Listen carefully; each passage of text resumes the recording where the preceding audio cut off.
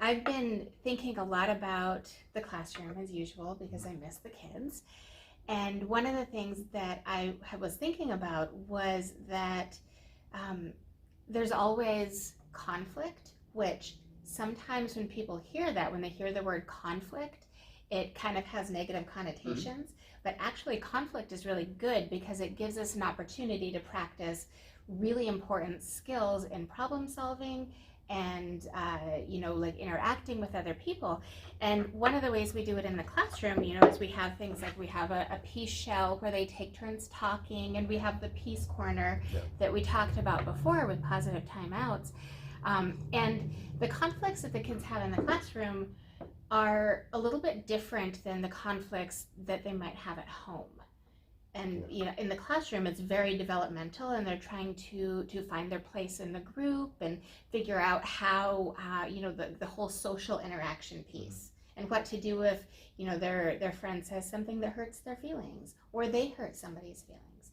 And it's all very developmentally appropriate, and can provide wonderful opportunities to actually promote peace. So conflict gives us practice with promoting peace. Right. Which is really neat. But at home, it presents differently. It is different because also it's a smaller group. The adults are in a really different role. In a classroom, we've got 25 or 30 kids in a classroom. The adults are there to support the children. Everything in that classroom is developed and put into place so that we're facilitating independence from the kids, both on the academic side and the social side.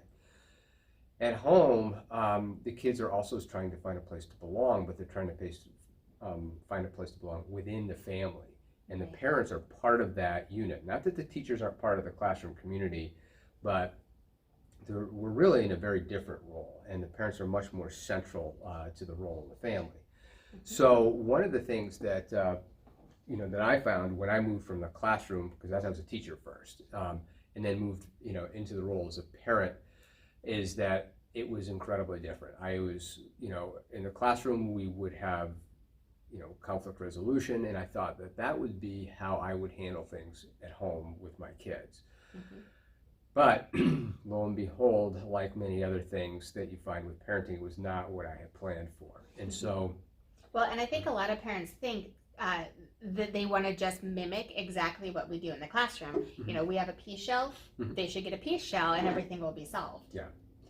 And those are really important skills, and they can definitely help out in the family. I mean, conflict resolution and learning how to resolve problems is definitely an important skill to have, and you can practice it in the family.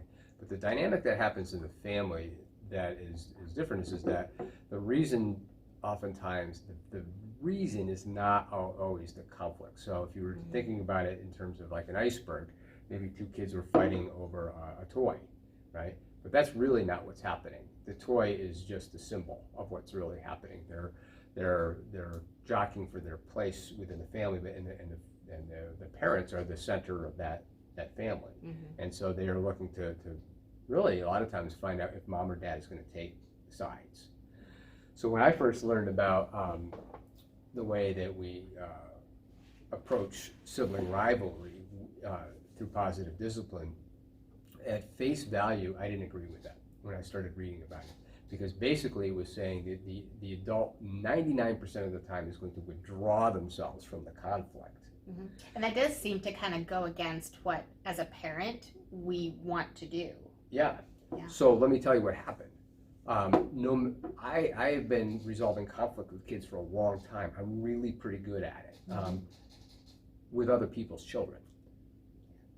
It's true.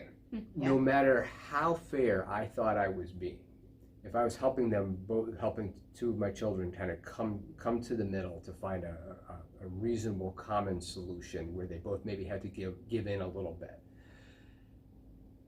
almost every single time, at least one of those two children, if not both of them, would feel that because they decided to give in a little bit or to compromise, that I had taken the other person's side.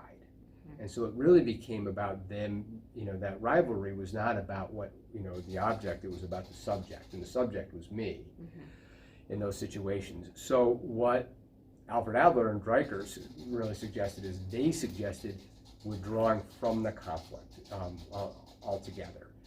And they suggested what we call, or Jay Nelson put it in these terms, the 3 Bs, which is that when you see your children arguing, try with every bone in your body not to be involved. So the 3 Bs are beat it, bear it, or boot them, right? Yeah.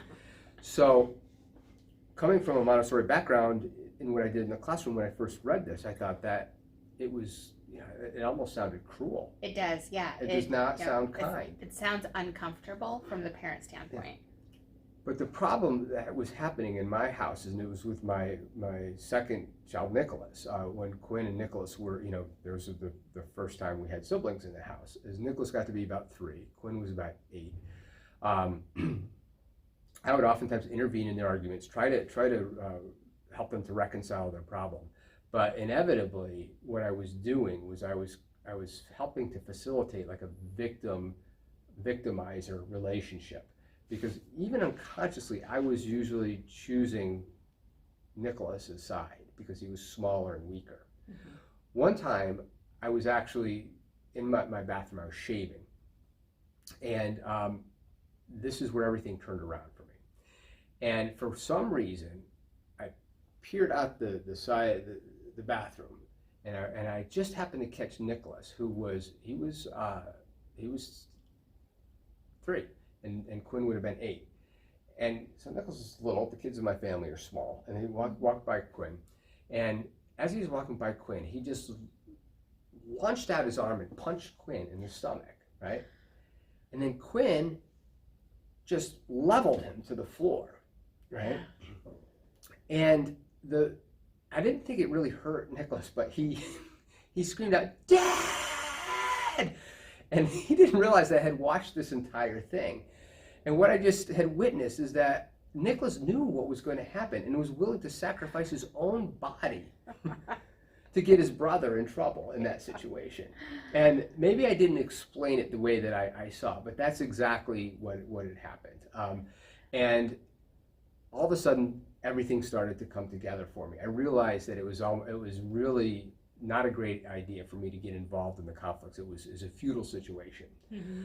So the next time that happened, they started getting into it, and it was really hard because Nicholas was on the boys were starting to get physical, and Nicholas was on the receiving end, or at least that's what it appeared. And so he was crying, and what I did with Nicholas crying, he's 3 years old, as I took them and I walked them out to the front door. It was really surprising to them. They had no idea what I was doing. I opened up the front door, I put them out on the deck, I shut the door, and I went back and started doing dinner or whatever I was doing.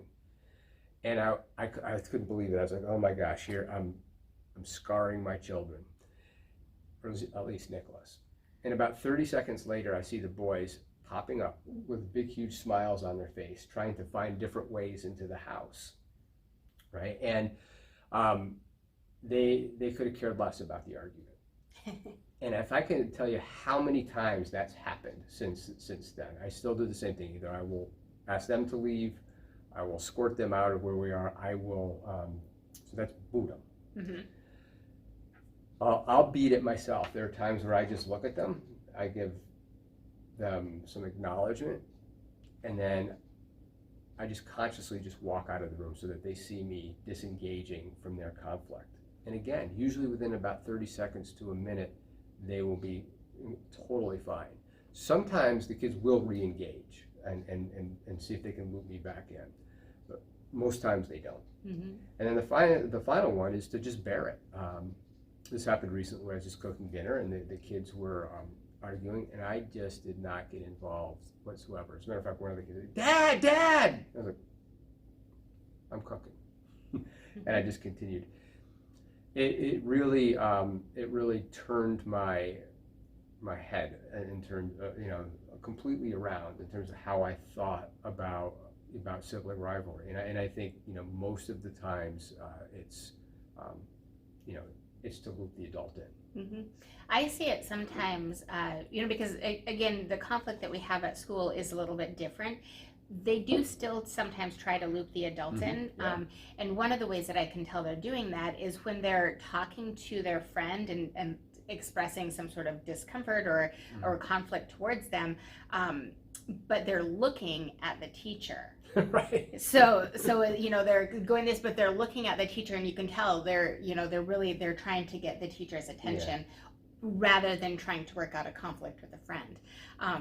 So there's little things that you can watch for that maybe you can see at home too. I don't know, because I have one kid. Yeah. Well, it's really counterintuitive. So if you try this at home, remember there's three parts to disengaging, 3 ways you can do it that are fairly concrete. Beat it, so you take off, go walk the dog, try to make sure that the kids see you beating it. You can boot them, which is for you to put them out of the situation, like I did, escort them outside or escort them out of the room. And then just to bear it, just to consciously and concretely ignore what's going on. The only thing I just wanted to mention is that sometimes kids, if they are getting physical and you feel like there's a safety issue, then I would really suggest booting them, but then booting them to separate places. Mm-hmm. Now this might sound like we're talking out of 2 sides of our mouth because we said that we don't really recommend the idea of a punitive timeout. This is not that. What we're doing is we are disengaging ourselves. We're not telling the kids they have to go to the rooms for a certain amount of time. We're just saying, I'm not going to be involved in this, and I trust that you guys will work this out when you're ready. Mm-hmm. And if they're not being safe, then you may come out of your room, or you may come out whenever you're ready to be safe. I think it's also important to mention that just because we are not engaging at that moment, it doesn't mean that we're not still teaching conflict resolution skills. There's a lot of teaching that goes on at other times, and then we can do modeling. So there's other things, and this is just one tool within the positive discipline context too. So it's just one tool, because sometimes people hear this and they hear it in isolation. And they, I've had people say, well, then how do kids learn to solve things? Well, we're also teaching other things. Yeah, and they will learn to solve that. And the other question that comes up is, what if you do really perceive one of your children as being the victimizer and the other one being the victim? I just want to say this is that this is the hard news, is that if that's happened as the adult, you have probably invited that, like I was inviting that. We really set the weather in our family a lot of time without really realizing it.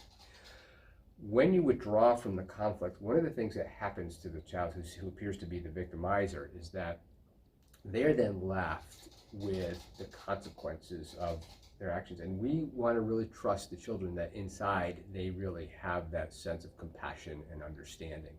So in that situation where I put the boys outside and I don't remember that specific situation, but in many of the times, the one who was not crying oftentimes turned and checked in on the other child when I wasn't involved. But if I got involved, I usually naturally went to the child who was crying. And how do you think the child who made the other child cry, how do you think they interpreted that? And so, if you were an older sibling, you probably get that. Yeah, I am an older sibling, and I think from the older siblings' perspective that we often get blamed a lot, and part of it, being older and bigger than our younger sibling, it seems logical to think, well, you should be setting a good example. Well, you should be the one to do this, or just understand that they're younger. Yeah. And that can set up a really strange dynamic. And resentment. I was also an older sibling, and I wasn't always a nice older sibling either. I was always nice. I know that about you, yeah. And but being an older sibling, I also understand how much power there can be in being the victim. Mm-hmm. I would be on the short end of the stick most times if there was an argument, which is basically what it sounded like you were saying. Yeah, definitely. So beat it, bear it, boot them. If you don't, if you're skeptical as I was, give it a try. See what you think. Mm-hmm. You have a dad joke? I have a mom joke. That's still a dad joke. Well, so I heard it's a mom joke. I heard a really great juicy rumor Yeah. about butter. Do you Okay. want to hear it? Yeah, I really do. Oh, I probably shouldn't spread it. Never mind. You're getting worse.